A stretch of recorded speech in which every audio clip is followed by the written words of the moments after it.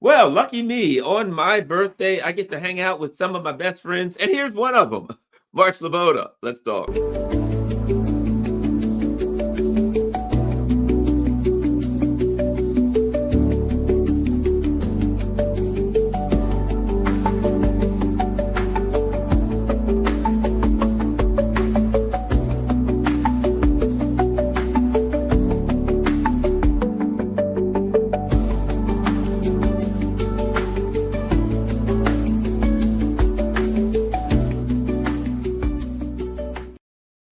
Well, it's funny because my daughter asked me this morning, "What are you going to do for your birthday, Dad?" And I'm like, "Just hang out with friends." I didn't say I'm going to be in the air doing the same thing I do every Thursday. Is talking to the baby, but this does not work for me. I really enjoy doing this stuff, and I like hanging out with Mark. I get, I'll put it like this: it's like if you were like a basketball player and you got to hang out with Michael Jordan every now on the court and just shoot around a little bit. You'd be like, wow, that's great. And an amateur cynic like me, a guy who's, still in the developmental league of cynics, I get to hang out with Mark Sleboda and I get to learn the finer points of cynicism. Mark Sleboda, welcome back.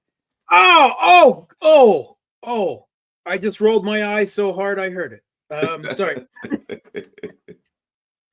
Garland, thanks for having me. It's always an honor and a pleasure to be on the show. And you did not tell me, I did not know that it was your birthday. So congratulations. What are you, like 38 or something? Roughly. Like that? I am so old that when I was in high school, they just told us to write down what we did every day because nothing had really happened yet. We're in history class. So, I literally made history. So, should we break out some scotch or some bourbon? I don't know. We got to have vodka. We got to have kvass or peach soda, I'm thinking, since you're in Moscow. Well, I got a pear soda, I think you mean. Oh, pear soda. Why did I say peach soda? I got iced tea. That pear soda is good stuff. Anyway, and we must have our pancakes made from buckwheat flour. That's a must. They do that. I do like buckwheat flour for baking. I make a mean cinnamon cookie with buckwheat flour. It's really good. I mean, like enough cinnamon to choke a horse. Yep. What is it about buckwheat flour that's different? Do you know? It's the taste and the texture is a little more earthy, a little richer, I would say, right? That's what I would go for. It's not, you wouldn't want to use it for everything. Right. But I like it. But then again, I like buckwheat, and a lot of Americans seem not to. In Russian, it's grichka. Okay. And I like it. I like it as like a garnier with with gravy or something like that. It's quite nice. Awesome. All right, let's get rolling. Let's start here, Mark. They're using this term that doesn't necessarily apply to what's going on here. A mineral deal, the Ukraine mineral deal. I don't think this is a mineral deal. In fact, I think it's a pile of, you know what I mean. But anyway, talk to me, Mark, your evaluation of the latest iteration of the mineral deal that's been signed. Yeah. Okay. So first of all, anyway, go ahead. Yeah. So, I mean, the details are still emerging, right? The Ukrainian minister, I believe it was the economics minister that signed it, a woman. She put out some details in making a statement that she had signed it, but that was not all the details. The one thing we do know is that this is not actually a final detail. One of the things included in the notes is there's still a lot of things that need to be negotiated. Another detail that she put out is that it has to be approved by a vote in the Ukrainian parliament, the Rada, and I would presume in the U.S. Congress as well. It's being spun as a mineral deal. It's not what it is, right? First of all, so this is a statement of intent. This is not a deal, right? The details on several things, including pricing and other things, they still have to be worked out. And what it is more of an economic colonization statement of intent. By doing this, Ukraine is sacrificing a great deal of its economic sovereignty going forward into infinity to the United States, right? At least whatever, and it's particularly about natural resources, right? So not just rare earths, right? The first thing about rare earths, they're not actually rare. They are earth. It involves trawling through mass strip mining of earth, and then refining it, processing it, and creating huge amounts of waste. It's a terribly destructive process. And Ukraine, of course, has none of these facilities, right? And one of the reasons why it hasn't is that these rare earths are actually not that easy to obtain and will require huge investment and probably a decade of work to even start a process. And we already know that according to the statements regarding to this, some 40% of Ukraine's rare earths are now already in Russian-controlled territory, and that will probably expand in the coming months. But it's not just about rare earths, right? It's about all natural resources. And the idea is that all the proceeds from any resources, natural resources, and previous versions of this also included weird things like port activity and infrastructure. We don't know if that's included in this as well yet. So the previous versions, at least, was basically all economic activity in Ukraine goes. The profits of it goes into a jointly ruled investment fund, which then decides how much of it will be spent on Ukraine reconstruction and how much of it basically the U.S. is going to siphon off. Right? All of it. That's the detail. So the first thing I would say is that this is, again, we don't know the details. Does it include the ports and infrastructure and all these other things or not yet? But regardless, it is a huge surrender of Ukraine's economic and political sovereignty to the United States. I would also venture to say that this presumably gives the U.S. a stake in keeping the Zelensky regime alive and maintaining territory in Ukraine, because then, if not, then the U.S. doesn't get to exercise this. So at least that's the idea, and it seems to be being promoted by both the Kiev regime and the United States. How real that is, well, we'll find out in due time. But there are no explicit security guarantees, right? That is one thing. There's nothing that says that U.S. has to provide military or other support or any kind of guarantees because of this deal. But the idea is that implicitly, once there's U.S. companies on the ground, that no one will dare attack them or some ridiculous nonsense like that, because the United States. I guess that's part of the idea. Although it's quite clear that no U.S. company is going to be investing on the ground until there's no more risk of conflict anyway. So it all seems to be, to me, to be in hiatus. But regardless, it does give the U.S. a stake in Ukraine's future, as long as this regime, whether it's Zelensky or as long as the Putsch regime that seized power in 2014 continues. That seems to be the intent of it, more from both sides, because obviously the U.S. is not going to profit from this anytime in the near future, right? A decade or more, and Ukraine doesn't gain anything immediately from this. Again, no U.S. company is going to be investing money and starting any type of extraction or anything like that until this conflict is over. We also kind of that dovetails with this. We had Trump making comments over the past couple of days. One, he was pointing out that if Ukraine doesn't come to terms with Russia soon, then Russia will take the whole country. That was pointed out by Trump. Right now, it's no longer that they will lose more territory or something. And he said in short time, right? He which seems to, I flip-flop on this, whether Trump has a realistic assessment of what's going on the ground, but that would, what he's offered Russia in terms of a deal seems to say no.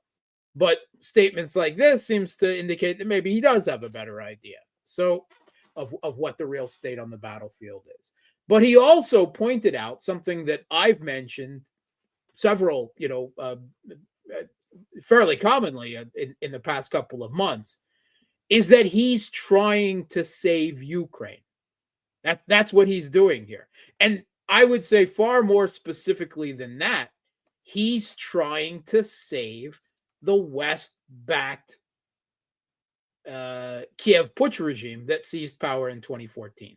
That is what his entire intent is trying to do. And he's evidently not walking away, right? We've had all kinds of threats. Oh, if progress isn't made in another few days, then Trump is going to walk away.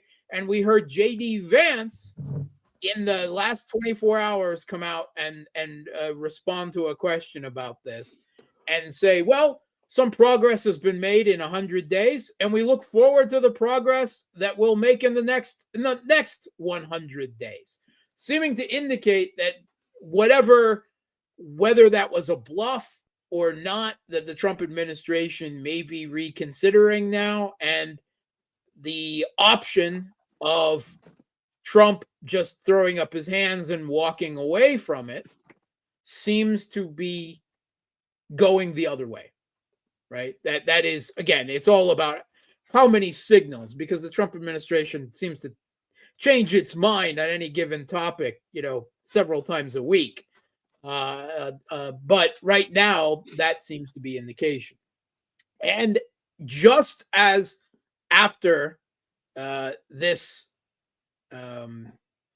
resources deal was signed or initialed or whatever it is, right? Again, it's not enforced. It's not a final treaty. It has to be approved by the Rada and other things. But after, at least this framework agreement was signed, the Kiev Post is reporting that the Trump administration has allowed the first weapons purchase by the Kiev regime of U.S. weapons to go through. Right. Previously, it was not allowing the Kiev regime to buy weapons. Last week, or just about a week ago, the Kiev regime made a request to buy $15 billion worth of Patriot systems, and the U.S. really doesn't have them to spare anyway. So that at least not that the Pentagon is willing to part with anymore for the U.S.'s own defensive purposes. And so that was denied. And there was, at least up until this deal was signed, the Trump administration was sending signals that it had no intention of allowing the Kiev regime to buy, not much less give them any weapons or any new weapons packages, but that they were preventing weapons sales from going forward. Now that the deal has been signed, we have at least some outlets reporting that the Trump administration has now, shall we say, unblocked the tap. And now the Kiev regime and presumably the Europeans will at least will now be able to buy weapons. And so what all of this tells me, I see several data points, and I see the Trump administration seems to be turning away from the idea of walking away. This economic colonization deal, sacrificing Ukraine's sovereignty to the United States economically, is going forward. A first signal of weapons sales being reopened. What I see is that the Trump administration is preparing to return to Biden's policy of weapons sales and most likely sanctions for Russia. We've heard several threats, renewed threats about that from the Trump administration in the week. They're not willing to accept Russian terms, and it appears that they've got enough interest now, or they've made the decision not to walk away. That seems to be where they are at the moment, at least. And so where does that leave them? If Russia doesn't agree, well, then they've got to turn up the pressure. If you want to, you've got to escalate to de-escalate. Strength, peace through strength. All of this seems, at least in the past 24 hours, to be where the Trump administration is turning. So that doesn't bode well for any type of quick end to the conflict. Yeah, that's the old, and you could have saw that coming based on, a lot of stuff that Trump says. The other thing is this: Ukraine's going to buy weapons. They live off of our money. They don't have an economy. We pay for the street sweepers. We pay for schools. We pay for everything there. The idea, it's like, you ever see the old Three Stooges bit with the $10 bill where one of them's like, I owe you $10, and he hands it to the next guy, and the guy goes, what about the $10 you owes me? And he hands it, what about the, and they keep going around, and after a while, they're all like, well, I owe you 20. Okay, then here's the 10 back, and it goes around, and finally Mo puts it in his pocket, and they all go, okay, where everybody's even, right? That's all it is. We're giving them money, and we're going to say, yes, here's $20 billion. By the way, we will sell you weapons for $15 billion. Here's $15 billion back. Look at that. We just made $15 billion. It's a joke. And people who are paying attention to it understand what's what. And here's the bottom line. I don't think Putin and Lavrov are not stupid. They know what's going on here. They know what they need here. They know who's up to no good and what's happening. And I think, in my opinion, they're like, okay, this is a play. We're in this play. Because what they're all doing is we're not leaving, we're not walking away. And I think they're rolling along with the play as long as it benefits them. And Mark, as you have been saying for years now, everything here will be decided on the battlefield. At some point, they'll say, well, the real government of Ukraine is now in Warsaw. Once they leave Lvov, then they'll go over to Lvov, and they'll have like an office or something like that there. Then they'll have a Ukrainian sign, and that'll be the true, you know what I mean, in exile and blah, blah. I think we all can kind of see that Mark Sleboda was right the whole time. I'm just trying to say that for those who haven't been listening to Mark for the last couple of years. I have. I thought that, and I always say I don't do hope. But I was hoping for some type of quicker and less, shall we say, renewed cold hot war ending to the conflict than that. I did allow myself to hope, but it doesn't seem to be the direction at the moment. Certainly, all the Kremlin is preparing to go on major offensives everywhere, all across the country. They're still kicking up. Putin made speeches during the week again to the industrialists. They're kicking up the military-industrial complex even further. Right? There was a report out from the Wall Street Journal in the past 24 hours as well, kind of grudgingly and grimly noting how the Russian military industrial complex is just going full bore and is expected to kick up in a production even further by a number, I think I saw as high as 20% in some categories throughout the rest of the year. So to go even higher, they haven't reached a peak yet, right? They're still increasing production of artillery shells, of tanks. And one of the things they noted is that they're producing now far more weapons than they're using in the special military operation at the moment. And that a lot of these weapons, particularly the newer, more expensive ones, like the T-90 tank, of which the Russian military-industrial complex is now producing more than 300 of just this one type of new advanced tank a year, the T-90Ms, that they are not going to the special military operation. They're going to large reserve forces in the rear. And all of this is is alarm bells going off to me that the Russian government, that the Kremlin is still preparing that this conflict ends with a direct conflict with NATO. Well, here's the thing. Here's the thing, Mark. Here's the thing. That's the contingency plan. I was about to say, whether or not it does, you must be prepared for it. That's the thing about it. It's exactly. You can say, I don't think it will, blah, blah, blah. But you must be prepared for it just in case it does. And I think that's the wise thing for them to do in light of the lunatics that they're dealing with. You know, look at, here's what I keep saying too.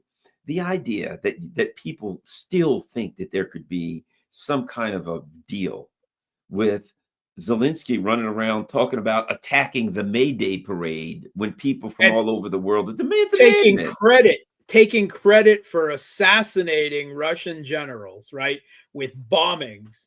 And at the same time, we had a head of one of the committees of the Rada, one of the security committees in the Rada, the Ukrainian parliament, not only taking credit for that as well, but saying that even after the conflict ends, that the assassination of Russian military and political officials must continue. You can't let that regime continue. There's no way. There's no deal that you can cut with it. It has to be removed. And as you pointed out, right, the May 9th, the 80th anniversary of the Soviet Union and the allies that helped victory over Nazi Germany, to be attended by the Chinese president, the Brazilian president. Evidently, Modi's not going now because of the India-Pakistan fracas kicking off.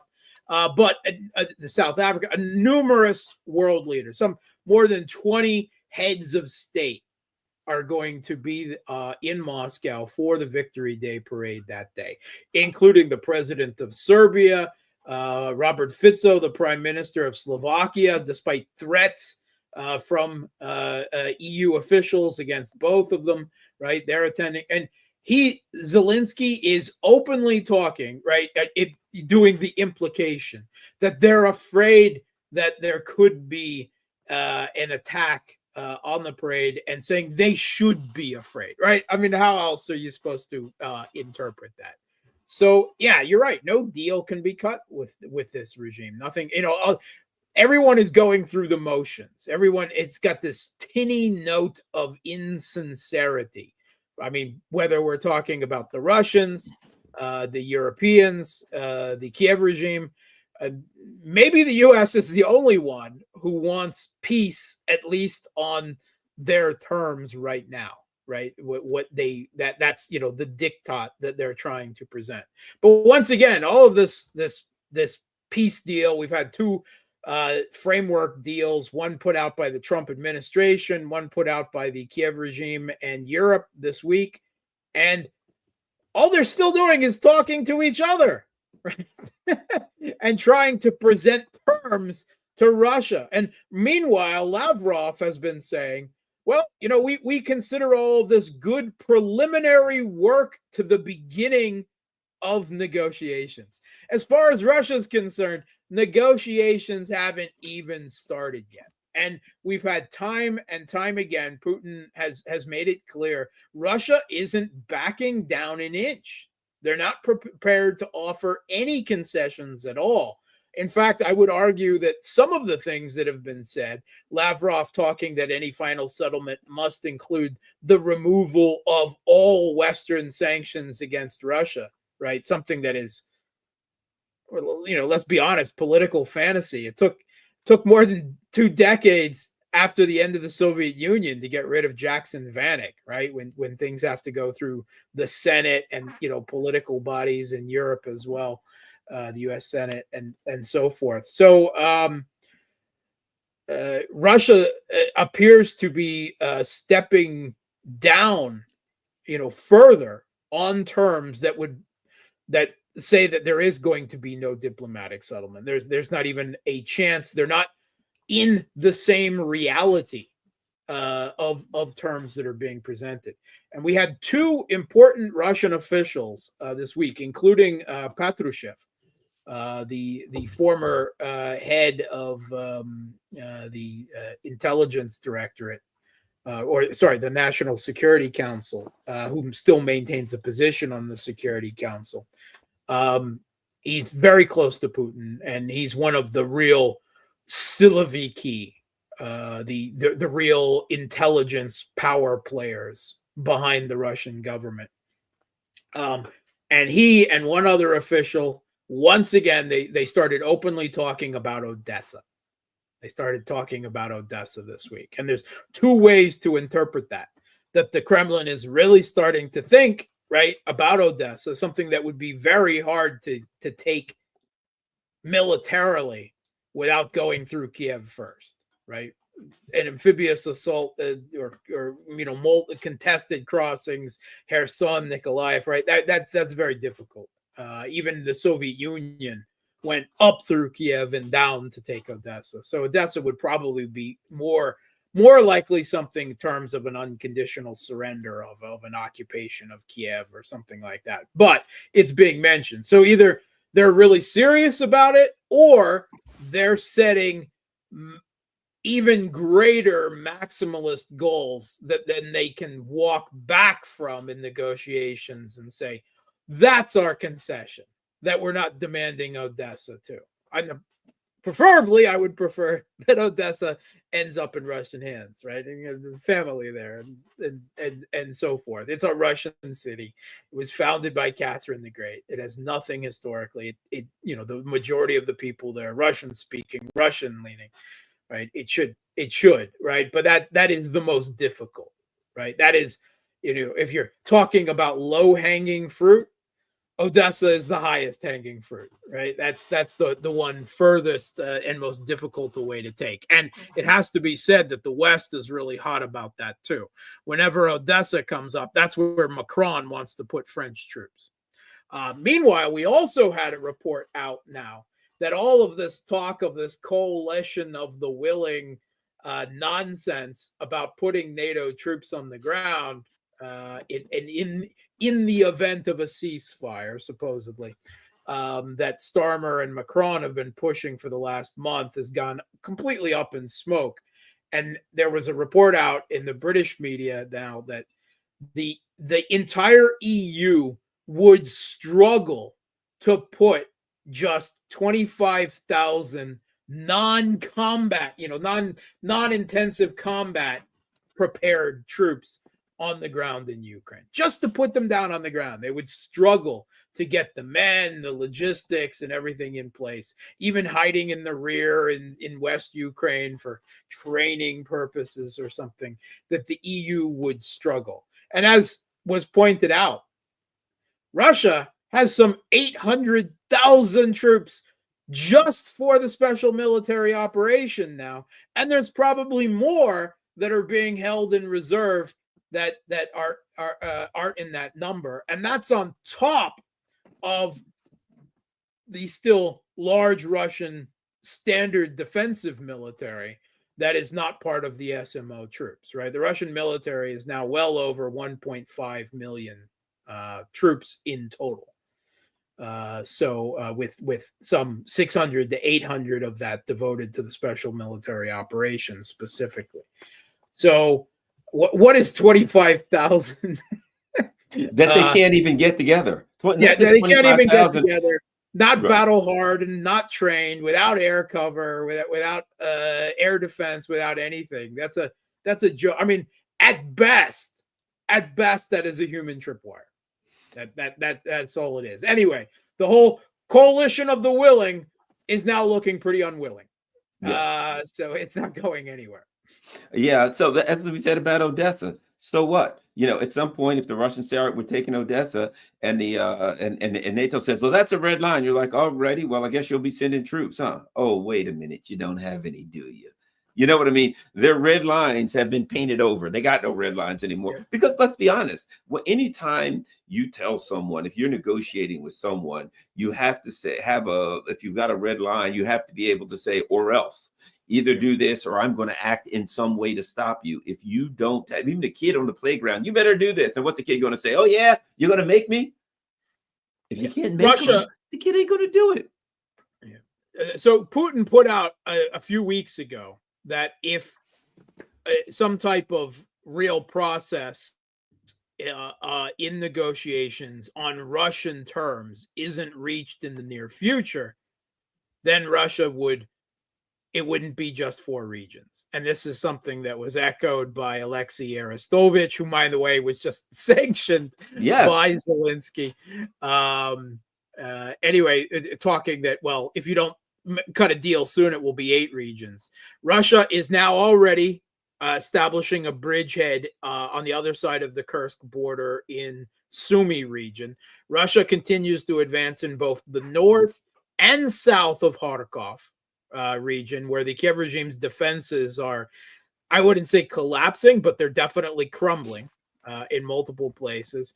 And Russian forces are all of 3 hamlets away from Dnipropetrovsk region, west of Pokrovsk, right?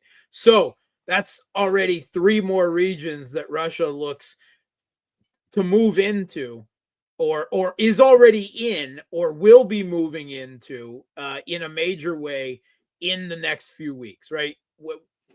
When Putin was saying that if a deal isn't reached in the near future, what I hear there is a deal isn't reached on our terms before we launch our late spring, early summer offensives. Then it's too late.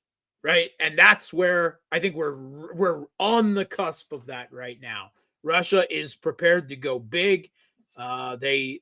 Everything looks that they will fold up the Donbass this year, but they will also be moving into Dnipropetrovsk, to Kharkov in a major way, and also in a significant way into Sumy and perhaps into Chernigov, which opens the door right to Kiev itself once again.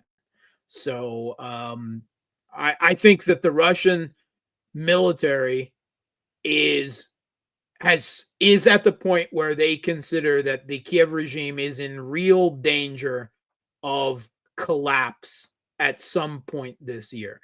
In fact, the manpower issue has gotten so bad that what we've heard over the last week is that the Kiev regime is about to announce a new mobilization, a new conscription of some 115,000 of the conscriptors themselves, the TCC, the ones who have been press ganging people off the streets. They're now going to be sent themselves to the front, which is some kind of desperation. Because, well, then who's left to conscript anyone more? That seems to be a last ditch gamble, right? And supposedly it's punishment for them being unable to press gang enough people to the front to satisfy demands. So, I mean, we'll see if this really happens, but that's what they're talking about right now in Kiev. And I have to say that, man, those people really deserve it. Yeah. They were forcibly abducting, beating, sending them off to their deaths, some of them dying within hours of being sent to the front. That is like instant karma. That is just like Well, let me ask you this. Speaking of the front, something I've been talking about, and I think it's a very, very interesting development. And that is the Russians saying the North Koreans are here. The North Koreans are fighting to defend it, blah, blah, blah. Not just as a, okay, they're here. it is, I think, more than anything else, a geopolitical chess move, which has dramatic implications throughout Asia in a lot of ways. I have connected it, maybe I'm wrong, to, or possibly to the last couple of weeks when the Russian government said, hey, you know, we're afraid that this economic war in China could turn into a hot war. So I think a lot of this as a chess move, not just, hey, these our buds were here fighting with us on your thoughts of it from both of them, you know, from all manners, all perspectives, all perches, shall we say. Okay, so I'm glad you brought this up. First of all, mea culpa, mea culpa, mea culpa. I was wrong, right? And to be fair, I think everyone in the alt media, if you will, was on the same page.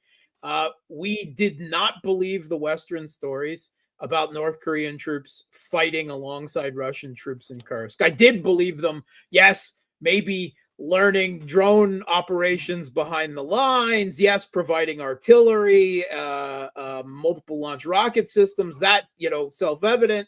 Right. But I saw no evidence that North Korean troops were fighting in the Kursk region of Russia.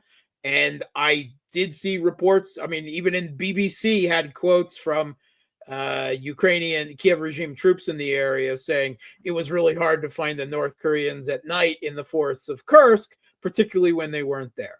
Having seen no evidence, and the Russian government, you know, being completely mum on it, right? I, like a lot of other people, I just didn't believe it. I thought the interoperability problems were too great. It didn't make any sense. It didn't make political sense. Russia didn't have the manpower demands. Evidently, North Korea volunteered. It wasn't something that Putin asked for. They wanted it. They wanted it to gain combat experience. And now they've admitted it. And one of my checks was, all right, so I would understand if the Russian state media, if it was happening and the Russian state media was not talking about it. But I did not believe, with the number of independent Russian war bloggers, war journalists on the ground with the troops on the front line, several of which I know personally, right? I did not believe that they would be able to keep operational secrecy of something like this. And I was wrong. And they did. All right. And they got comments from some of them. Sorry, guys. They told us to keep quiet about it. By the way, here's a picture of us posing with North Korean troops. We can release it now. I'm like, you bastards. you lied. And anyway, so yes, egg on the face, right? I've been saying I see North Korean people, you know, like it was some kind of fantasy. No, they were fighting. More account, they were a significant number of them, right? Probably several thousand. We don't have a final number yet. They were instrumental in several areas on the flanks of Suja. In the Kursk region, they contributed significantly. Videos of them training with Russian troops and a few combat photos have been released. And what's more, there has been the suggestion, it was implied, that North Korean troops could be used elsewhere in the special military operation. And it was not explicitly ruled out that they could be used on Ukrainian territory or on former Ukrainian territory. So we may not have seen the end of this. Now, in geopolitical terms, it is also huge, right? Because Russia is now obligated, right, by what has happened here to defend North Korea, right? The strategic partnership between them doesn't explicitly say you have to provide troops, right? Common defense, but this seems to indicate that's where the relationship is between them, which means that any possibility of a U.S. attack on North Korea is now, if it was already probably gone once they developed nuclear weapons, but now it's over. There is no longer a military threat from the United States to North Korea. That's gone. That alone changes. It is a huge degree of stability in the North Pacific, on the Korean Peninsula, but of course, beyond that. So let me ask you something else. Let me throw this at you. Look, and I've said this, but I get your thoughts on it.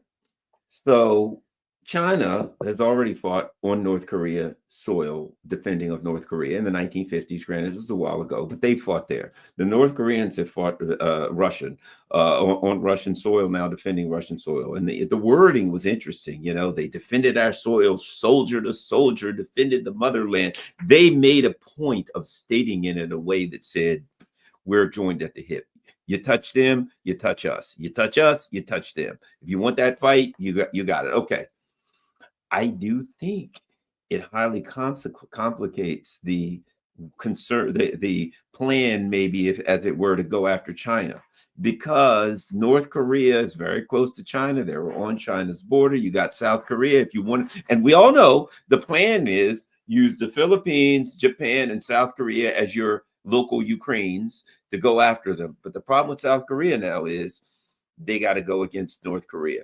And if you're Japan and you think to yourself, Russia's probably going to have, now that they're tight, they're going to have all kind of missiles in there. Do we really want to be, targeted from North Korea? And you got to be thinking, yeah, we'll go to war with China, but if we start throwing missiles to North Korea, which is more than likely, we now got Russia, North Korea, and China, and we can't win that.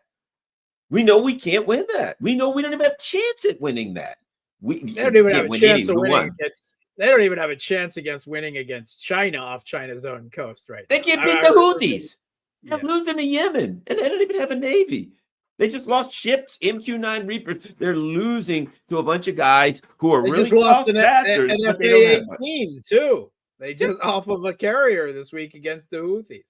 So, but think about that, the idea, the concept of we're going to go after this Thucydides trap to go to war with China, which we know they can't win. But doesn't this throw a tremendous monkey wrench in that?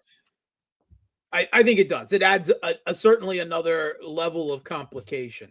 It's not quite Article 5 tight, right? But it extends the strength and reach of the partnerships, the Russian-Chinese partnership, the Chinese-North Korean partnership, the Russian-Iranian partnership, the Chinese-Iranian partnership, right?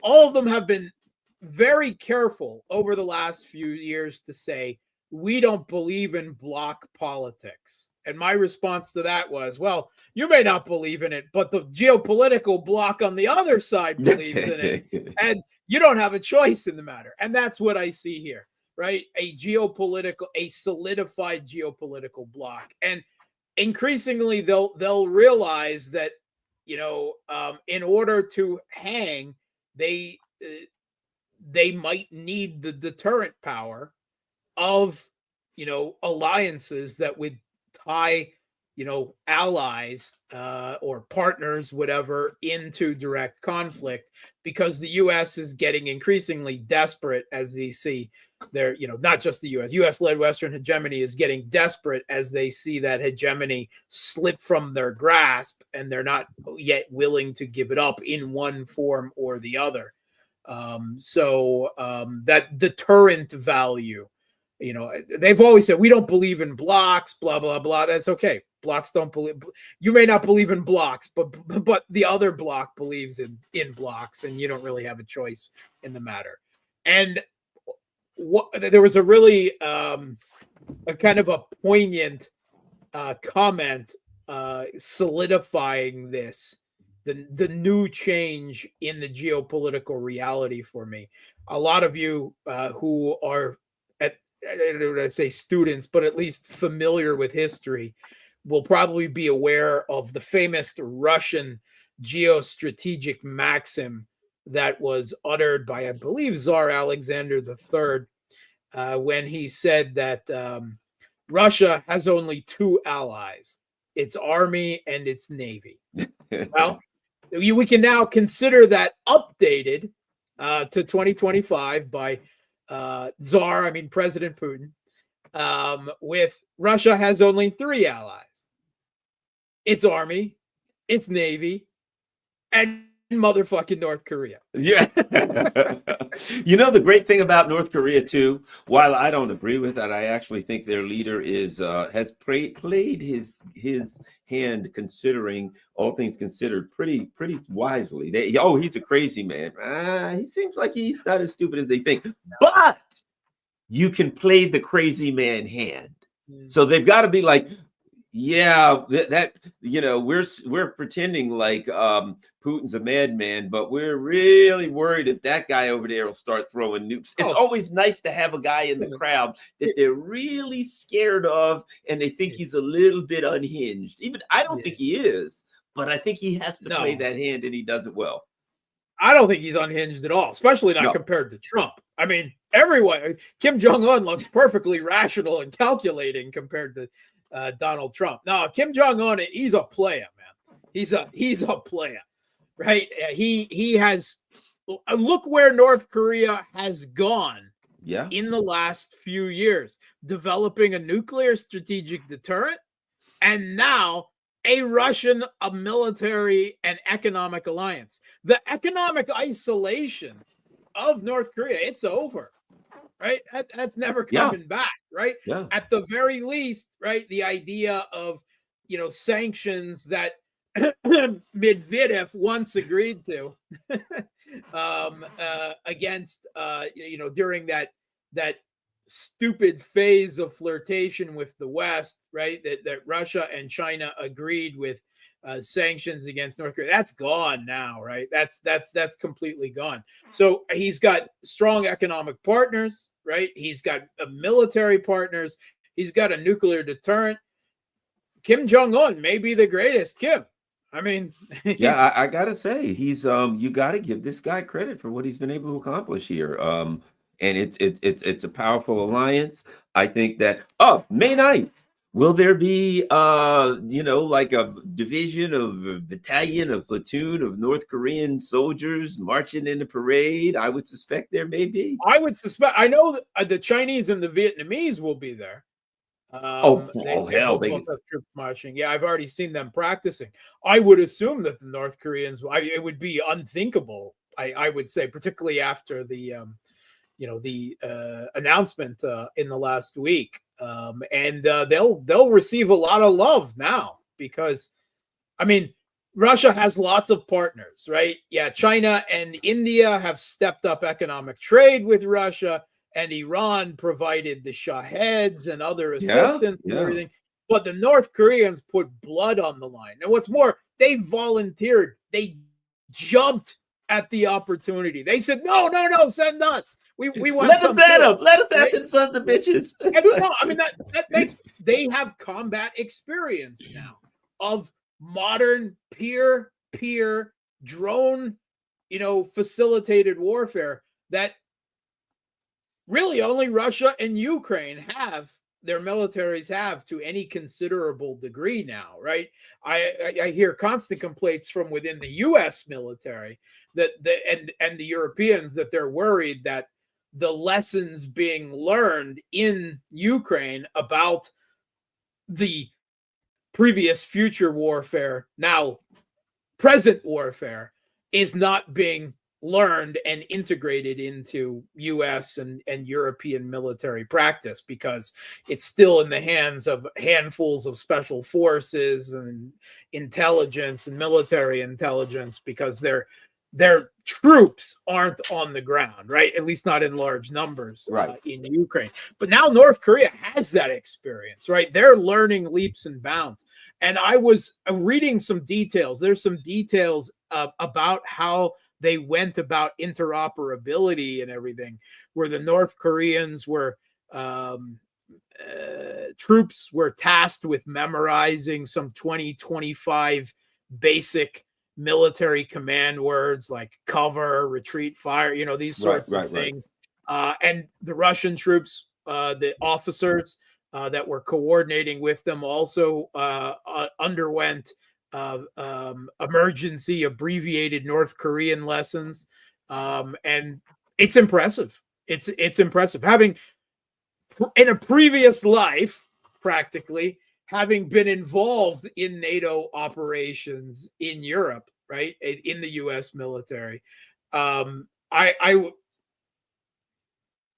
right, military operations, even within NATO, after decades of interoperability, right, and joint operations, it's still a clusterfuck. I mean, the language barriers are much less the military equipment and the tactical barriers. They're very significant. So I'm quite impressed that the Russians and North Koreans were already able to operate effectively on a battlefield in close proximity together. I don't know if you know how big the size of North Korea's military, but I'll say this.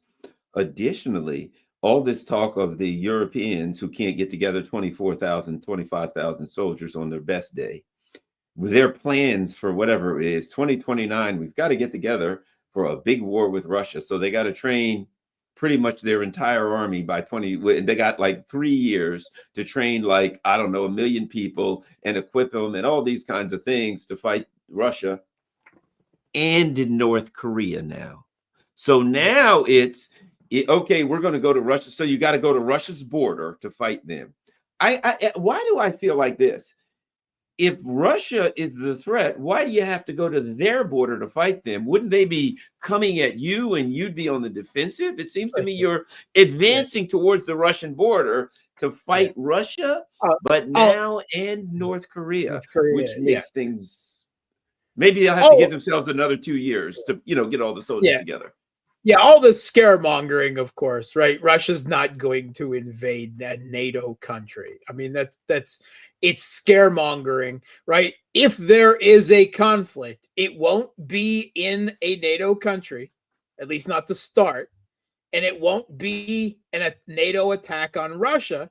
It will be on the gray zone in between them. It will be in Ukraine. It will be in Moldova. Right, Georgia for the moment seems to be off the table, or even Belarus. That is where conflict will occur. When the Europeans are talking about we'll be at war with Russia in 5 years, they mean they don't say it, but they mean in Ukraine or Moldova or one of these countries in between. That's where the fighting will start. Of course, if it starts there, it won't end there. But I'm listening to all of this. I'm seeing Russia's military-industrial complex, this, alliance with North Korea bearing fruit, and North Korea's very extensive military-industrial capacity added to Russia's, right, in terms of artillery shells, in terms of multiple launch rocket systems, missiles, right? Supposedly now they all have Russian instruction and quality control in their factories, right? Any European that is talking will be at war with Russia in 5 years, you should have started getting ready for that 5 years ago. Because that 5 years isn't enough time for you to get ready for war with Russia. It is not. You're nowhere near that now. You can't even put 25,000 non-intensive combat troops on the ground in Ukraine. Get out of here. They've sent what little they had. They've already sent to Ukraine. It's been blown up. They're still sending more to get blown up. Their they military don't have the industry to build and replace. Yeah, I saw something recently that said this was you. I think you remember I think we discussed it, where Germany said they're sending a tank brigade to the Russian border, but they don't have any tanks, and hopefully they'll have them by 2027. Hopefully, but they don't have the money to build them. They don't have the industry to build them. But I guess, hey, hope springs eternal. If the Russians decide to attack them, they can send a message over. Hey guys, can you give us a couple more years? We're waiting on our tank. Yeah. Europe is simply not in Russia's league anymore, right? Russia has the capability. They are not a warrior society, but they have the capability to go into warrior society mode, right? Societally, military industrial terms. Europeans do not have that. They do not have the will to power, the political. I mean, the European political class, they may be all willing to send somebody's sons and daughters off to combat somewhere, but their own populations are obviously not on board with this. They lack the European capacity, and without America, they're not even paper tigers, because even on paper, the British, the French military, the German military, they look pathetic. And all of this rhetoric about, oh, Germany's going to become a military power again. Well, let's talk when you actually make some substantial steps to start making that happen, because you're still way behind the gun. I don't see it at all. And it has to be said, the U.S. military is having problems, right? Even with increased spending by Trump, that is, in relative terms, the Pentagon is still having to downsize things. The size of the U.S. Army is going down. They've got too many force commitments. They want to get ready for a war with China. They get constant problems, with their Israel first foreign policy for the Middle East, with commitments that no one ever wants down there. They found themselves at war with the Houthis, at least the potential that no one seems to want, but a potential for a war with Iran. I'm sorry, no one but Netanyahu and Mike Waltz want, evidently. Well, and they're stuck in a 1945 mindset when it comes to military, because they used to all say, yeah, look at the Russians, they don't have any aircraft carriers, they've only got one, and that's out of service, and ha ha ha, because the aircraft carrier actually was a symbol of power. It wasn't real power. And now it ain't even a symbol of a power. It's a symbol of a target. And everybody knows that if you fought a peer power, even Iran, you better get those aircraft carriers the hell out of there, because they're going to get flattened the first day. And there is nowhere to hide from Russian subs and from hypersonic missiles. So that it's really, America has symbolic power. But the day one, if you go against a peer power, all 13 of them would be sunk. And anybody, I don't know much about military, but I can tell you they'd all be sunk the first day. Yeah. So, first of all, the aircraft carrier was more than a symbol. It was the core of U.S. power projection around the world for decades. Now, that being said, they were useful for projecting power against largely third world countries, right? I mean, Iraq was, with a decrepit 1970s equipment, poorly maintained Soviet military was, the most that they had to deal with, right? Which was nothing. The way it was constituted in Iraq wasn't an effective military in the slightest. So it was useful for, as you said, but not going up against a near peer competitor, right? It had its purpose. But Russia, they had to look at, after the fall of the Soviet Union, at their geopolitical imperatives and horizons. And that kind of power projection simply was not something they decided they needed, that the costs were too significant. Now, I'm not going to, and you're right, the way that drone warfare, underwater drone warfare, anti-ship missiles, all of this is developing, do make aircraft carriers a very substantial target. Now, I'm not going to go out in the line and say they don't serve a purpose for some countries in context. Look, at China is pretty hot about building aircraft carriers right now. So, and the Chinese seems to know what they're doing for a certain context, right? But Russia doesn't need aircraft carriers, right? Russia is not going to be defending Libya off the coast of Africa from the West. I mean, that was already proven, right, back in 2011 and so forth.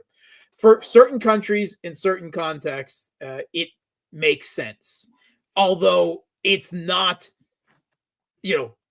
aircraft carriers are no longer unsinkable, even by non-peer adversaries, right? The U.S. just retreated their aircraft carrier out of the Red Sea from Houthi threats again for the second time in the last week. If the Houthis, right, of the Ansala of Yemen, which is regularly often ranked the poorest country in the world, right? That talks about the asymmetric spread of effective means of warfare, like drones, like missiles, that now anyone can present a threat to an aircraft carrier, right? So I'm not saying that they're completely useless for every country in the modern world, but they are vulnerable in a way by any potential opponent, not just peer, near peer adversaries, that they never have been in the past. Exactly. Yeah. And I put it like this: against a peer, near peer opponent, they are they're not useful tools. They're just extremely Yeah. vulnerable. You start some of the missiles they got out there now, they are unable to defend themselves completely from them. They don't need a salvo. One of them, they couldn't stop it. So they just have to cross their fingers, basically not get involved in it. Because if they bring the aircraft, now it becomes, where would even they're talking about China, but then the question is, where would they park the aircraft carriers? Because you can't get them close enough to China because they get sunk. But China has subs. They get sunk. We know they get sunk. And what is the question now? If they fought with, fill in the blank, if they fought with Iran, whoever, what would they do when an aircraft carrier gets sunk? Almost as if they know it's an inevitability, right? So at any rate, Mark, we all got lots of stuff to do. So I know you got to run. Where can everybody find you online? On Elon Musk's, the oligarch's Twitter X at Mark Sleboda 1. You can also find me on Substack and Telegram at The Real Politique with Mark Sleboda. All right, thanks a lot. And everybody, make sure you follow Mark Sleboda. Keep up with all his good works. Follow him on Substack and all that kind of stuff. And we certainly appreciate you, and look forward to talking again soon. Hey, everybody. Go ahead. Happy birthday and many more. Thank you very much. And everybody, don't forget, the important thing that you can do is share this on all your social media platforms, Mark, and give us the thumbs up. One more thing before we go, I'll just mention this to Mark. Lavrov was on CBS recently, and here's what I've been saying. Putin talking to Tucker Carlson, Lavrov talking to Larry Johnson and those guys, Judge Nat.